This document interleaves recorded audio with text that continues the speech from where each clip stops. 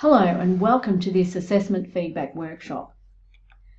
The focus of this workshop will be to highlight what's expected from teaching staff at CSU and provide tips on how you can structure your feedback for the best impact. Feedback is a key component of assessment at CSU. One of the purposes of assessment is to determine the level of a student's performance and understanding and provide positive and informative feedback to guide their future performance.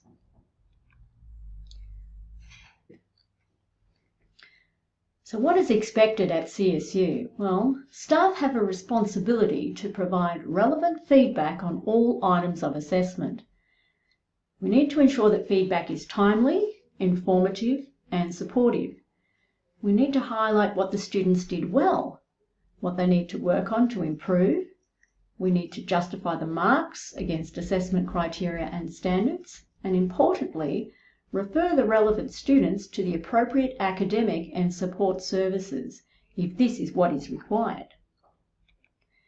Equally, there are certain expectations of students as well. Students are responsible for their own learning. They need to make sure that they take the time to read and learn from all feedback provided.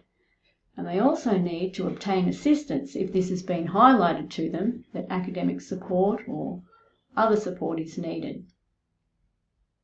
You might like to remind students of these expectations and responsibilities in your Interact 2 site or in your subject outline or just some announcements. There are many formats and platforms to deliver assessment feedback to students. You can choose the format that works for you and is effective in ensuring that teaching expectations are met.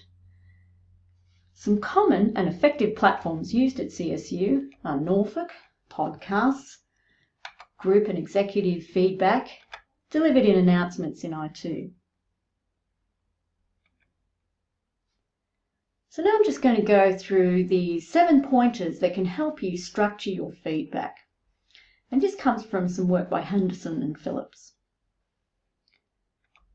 First of all, you might begin with a personal acknowledgement of the students. So, hello, Wendy, thanks for your assignment, that kind of thing.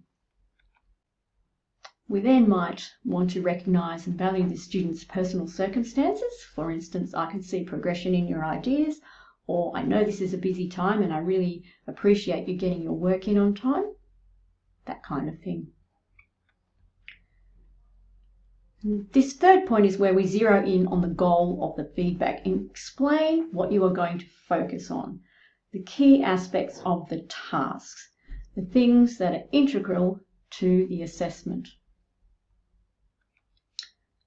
After you've dealt with that, lead in with some positive statements about the student's work. Your essay was very strong in its application of theory to the problem. I really like how you've outlined your introduction here, those kinds of things.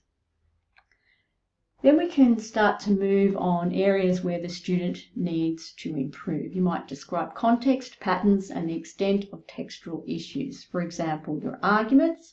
And here is where you can be specific on how the student can improve. The final part of commenting on the substance of the assessment is engaging with conclusions, logic, justification, and supporting evidence. Thinking about what this means in a broader context. Here is where you put an emphasis on feeding forward. What does the student need to think about to work on in the future? Finally, finish up with a positive statement, an acknowledgement, and an invitation for further engagement or a conversation. I'm looking forward to seeing what you're doing next, etc. So how would this look like if we put all of those points together? Here's a hypothetical example for a student submitting some comments on a case study, a simulated case study. Hi Sadie, well done on submitting your first assessment in this subject. I know this is a busy time for first year students, so I commend you on completing this work.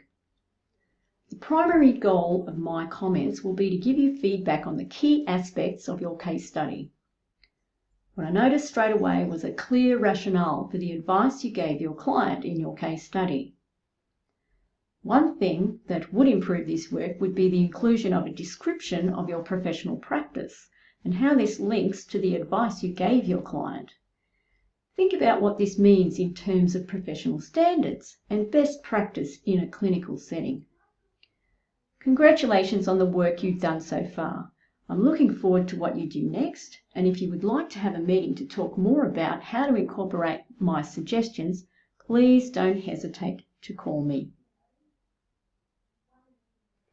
The key elements here are personal engagement with the student, communicating to the student what they did well, where they need to improve, and being specific on how they can improve, and using a feed-forward strategy. It finishes with a positive statement and an invitation for more communication. A clearly articulated marking rubric can support effective feedback because it enables students to see and understand where they sit on the continuum of performance measures. So key features to look at are the criteria clear and linked to the learning outcome? Is the criteria weighted fairly and relevant to the importance of the assessment task? Your standards are clearly described and differentiated, and the pass level is clear evidence of the learning outcomes.